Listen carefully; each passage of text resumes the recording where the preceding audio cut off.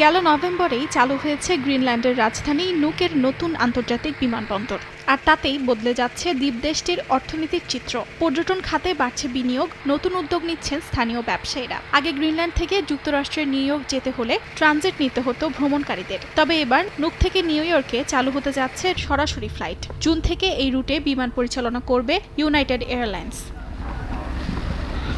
পর্যটকের সংখ্যা বাড়তে পারে ধরে নিয়ে নিজেদের ব্যবসা বাড়ানোর নির্দেশনা পাচ্ছেন স্থানীয় উদ্যোক্তারা। পরিসংখ্যান বলছে, নুকের বিমানবন্দর চালুর পর গেল ৩ মাসে ৭৫% পর্যটন সংস্থা বুকিং বাড়ানোর কথা জানিয়েছে। এবছর জানুয়ারিতে আন্তর্জাতিক ফ্লাইটের যাত্রী বেড়েছে ১৪%।